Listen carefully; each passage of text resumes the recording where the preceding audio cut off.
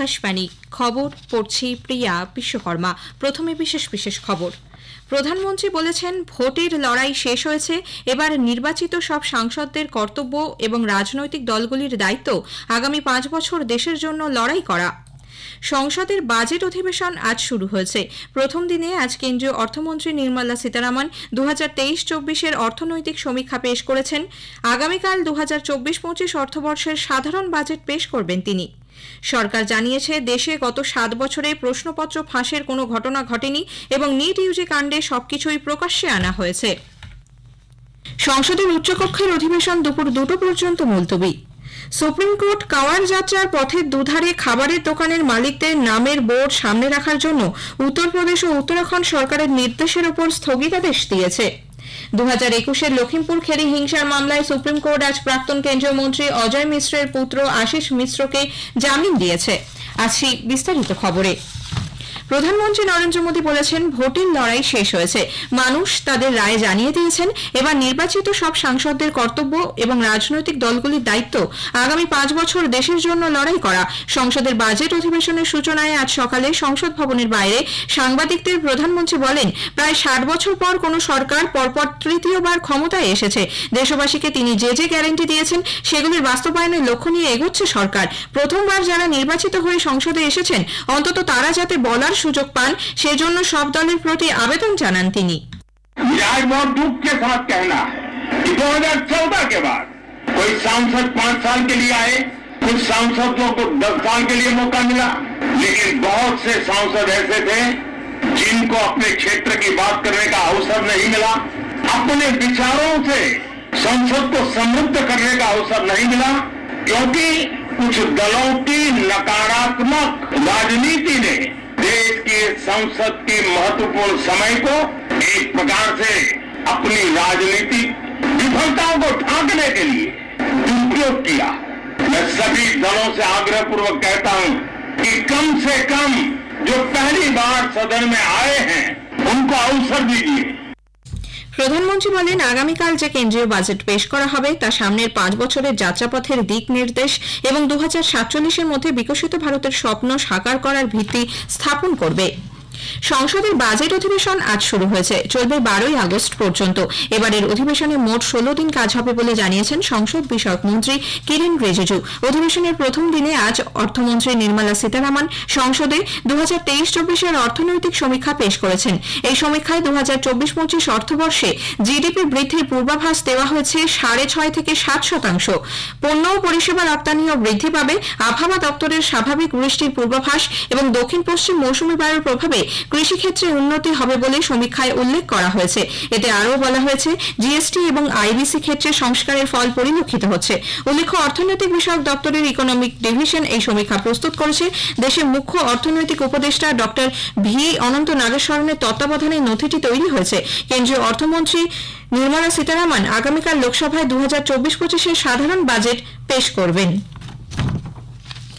সরকার জানিয়েছে, দেশে গত ৭ বছরে প্রশ্নপত্র ফাঁসের কোনো ঘটনা ঘটেনি এবং নিট ইউজি কাণ্ডে সবকিছুই প্রকাশ্যে আনা হয়েছে। লোকসভায় আজ প্রশ্নোত্তরকালে এক অতিরিক্ত প্রশ্নের জবাবে কেন্দ্রীয় শিক্ষামন্ত্রী ধর্মেন্দ্র প্রধান বলেন, এনটিএ গঠন হওয়ার পর থেকে তাদের পরিচালনায় ২৪০টি পরীক্ষা হয়েছে। ৪.৫ কোটি পড়ুয়া এই পরীক্ষায় বসেছে। দেশের পরীক্ষা ব্যবস্থা ধসে পড়েছে বলে লোকসভায় বিরোধী নেতা রাহুল গান্ধী যে অভিযোগ করেছেন তা খারিজ করে দেন তিনি। শ্রী প্রধান জানান, সারা দেশের মধ্যে পাটনার কাছেই নিট ইউজি প্রশ্নপত্র ফাঁসের মাত্র একটি ঘটনার খবর পাওয়া গেছে। সিবিআই বিষয়টি তদন্ত করছে এবং নিট পরীক্ষা সংক্রান্ত ইস্যুটি সুপ্রিম কোর্টের বিচারাধীন রয়েছে। নিট ইউজির ৪৭০০ কেন্দ্রের মধ্যে মাত্র একটি কেন্দ্রে অনিয়মের প্রমাণ মিলেছে।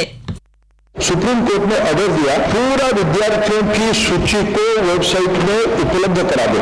सब पिछले 3 दिन से देश भर की सारे विद्यार्थियों की लिस्ट पब्लिक डोमेन में उपलब्ध है।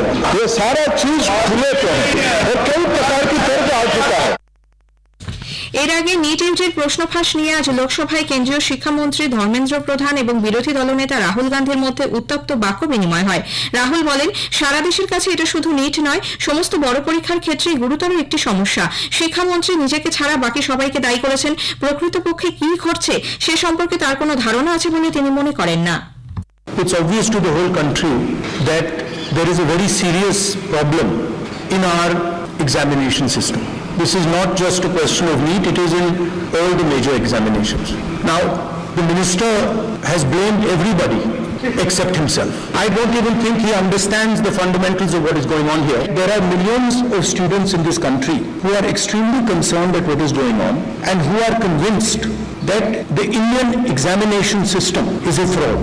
Millions of people believe that if you are rich, you can buy the Indian examination.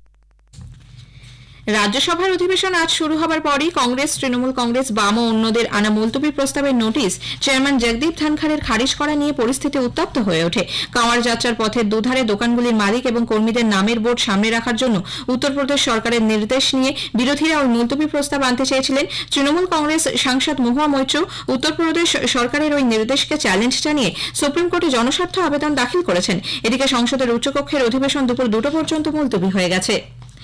Kanwar যাত্রার পথের দুধারে খাবারের দোকানের মালিকদের নামের বোর্ড সামনে রাখার জন্য উত্তরপ্রদেশ ও উত্তরাখণ্ড সরকারের নির্দেশের ওপর স্থগিতাদেশ দিয়েছে সুপ্রিম কোর্ট। বিচারপতি ঋষিকেশ রায় ও SVN ভাট্টির বেঞ্চ ওই নির্দেশিকাকে চ্যালেঞ্জ জানিয়ে দাখিল করা একগুচ্ছ আবেদনের ভিত্তিতে আজ এই অন্তর্বর্তী স্থগিতাদেশ দেন। তবে কী ধরনের খাবার দোকানগুলিতে আছে তার তালিকা সামনে রাখতে হবে বলে বেঞ্চ জানিয়েছেন। উল্লেখ্য, শ্রাবণ মাসের প্রথম সোমবার আজই বার্ষিক কাঁওয়ার যাত্রা শুরু হয়েছে। বিপুল সংখ্যক পুণ্যার্থী হরিদ্বার, গোমুখ এবং গঙ্গোত্রী থেকে গঙ্গার পবিত্র জল সংগ্রহ করে দেবালয়ের উদ্দেশ্যে গেছেন। এই উপলক্ষে উত্তরপ্রদেশ ও উত্তরাখণ্ড সরকার বিশেষ ব্যবস্থা করেছে। খবর শুনছেন আকাশবাণী থেকে। 2021 লখিমপুর খেরি হিংসার মামলায় সুপ্রিম কোর্ট আজ প্রাক্তন কেন্দ্রীয় মন্ত্রী অজয় মিশ্রের পুত্র আশিস মিশ্রকে জামিন দিয়েছে। ওই হিংসার ঘটনায় 8 জনের মৃত্যু হয়েছিল। যদিও শীর্ষ আদালত জানিয়েছে তিনি দিল্লি বা লখনৌয়ের বাইরে বেরোতে পারবেন না। নিম্ন আদালতে শুনানি প্রক্রিয়া দ্রুত করারও নির্দেশ দিয়েছে সুপ্রিম কোর্ট। বিচারপতি সূর্যকান্ত এবং বিচারপতি উজ্জ্বল ভূষণের বেঞ্চ এই হিংসার মামলায় জড়িত কৃষকদেরও জামিন দিয়েছে। এর আগে আদালত গত বছর 25শে জানুয়ারি আশিসকে অন্তর্বর্তী জামিন দিয়েছিল। 2025 পদ্ম পুরস্কারের জন্য মনোনয়ন ও সুপারিশ জমা দেওয়ার প্রক্রিয়া চলছে। কেন্দ্রীয় স্বরাষ্ট্র মন্ত্রক জানিয়েছে রাষ্ট্রীয় পুরস্কার পোর্টালে 15 সেপ্টেম্বর পর্যন্ত নাম পাঠানো যাবে। উল্লেখ্য, পদ্মবিভূষণ, পদ্মভূষণ এবং পদ্মশ্রী দেশের সর্বোচ্চ নাগরিক সম্মানের অন্যতম। 1954 সাল থেকে প্রতি বছর সাধারণতন্ত্র দিবসে পদ্ম পুরস্কার প্রাপকদের নাম ঘোষণা করা হয়। কলা, সাহিত্য ও শিক্ষা, খেলাধুলা, ওষুধ, সামাজিক কাজ, বিজ্ঞান ও ইঞ্জিনিয়ারিং, জনবিষয়ক, লোকসেবা, বাণিজ্য, শিল্প সহ নানা ক্ষেত্রে অসাধারণ কৃতিত্বের স্বীকৃতিতে এই পুরস্কার দেওয়া হয়ে থাকে। কেন্দ্রীয় সরকার রাষ্ট্রীয় স্বয়ংসেবক সংঘর কার্যক্রমে সরকারি কর্মীদের অংশগ্রহণে নিষেধাজ্ঞা প্রত্যাহার করে নিয়েছে। 1966 সালের নভেম্বরে তৎকালীন প্রধানমন্ত্রী ইন্দিরা গান্ধী এই নিষেধাজ্ঞা আরোপ করেন। কেন্দ্রীয় সরকারের কর্মীবর্গ, জন অভিযোগ এবং পেনশন দপ্তরের তরফে নিষেধাজ্ঞা প্রত্যাহারের কথা জানানো হয়েছে।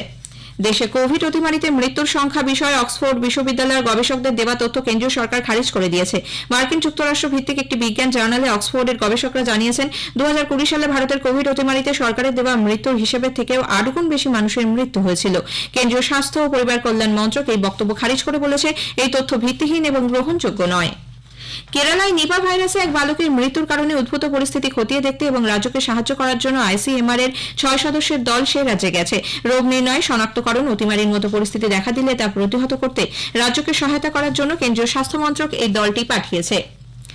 জো বাইডেন আমেরিকার প্রেসিডেন্ট নির্বাচনের দৌড় থেকে সরে দাঁড়িয়েছেন। তার উত্তরসূরি হিসেবে ডেমোক্র্যাট শিবির থেকে বর্তমান ভাইস প্রেসিডেন্ট কমলা হ্যারিসের নাম প্রস্তাব করেছেন তিনি।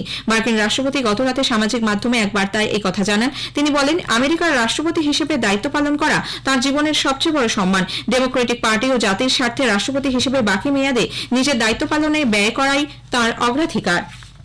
আবহাওয়া দপ্তর জানিয়েছে উত্তরাখণ্ডে আজ এবং হিমাচল প্রদেশ, পশ্চিম মধ্যপ্রদেশ ও গুজরাটে আগামীকাল পর্যন্ত ভারী বৃষ্টি অব্যাহত থাকবে। কেরালা, মাহে এবং গাঙ্গেয় পশ্চিমবঙ্গে আজ ভারী বৃষ্টির সম্ভাবনা। পাঞ্জাব, হরিয়ানা, চণ্ডীগড়, পশ্চিম রাজস্থান, ত্রিপুরা, নাগাল্যান্ড, মণিপুর ও মিজোরামে আগামীকাল পর্যন্ত ভারী বৃষ্টির সম্ভাবনা রয়েছে। ঝাড়খণ্ড, ওড়িশা, পূর্ব রাজস্থান, আসাম, মেঘালয় ও উপকূলবর্তী কর্ণাটকে আগামী 3 দিন এই পরিস্থিতি থাকবে। শেষ করার আগে খবরের বিশেষ কিছু অংশ আরো একবার। প্রধানমন্ত্রী নরেন্দ্র মোদী বলেছেন, ভোটের লড়াই শেষ হয়েছে, এবার নির্বাচিত সব সাংসদদের কর্তব্য এবং রাজনৈতিক দলগুলির দায়িত্ব আগামী 5 বছর দেশের জন্য লড়াই করা। সংসদের বাজেট অধিবেশন আজ শুরু হয়েছে। খবর শেষ হলো।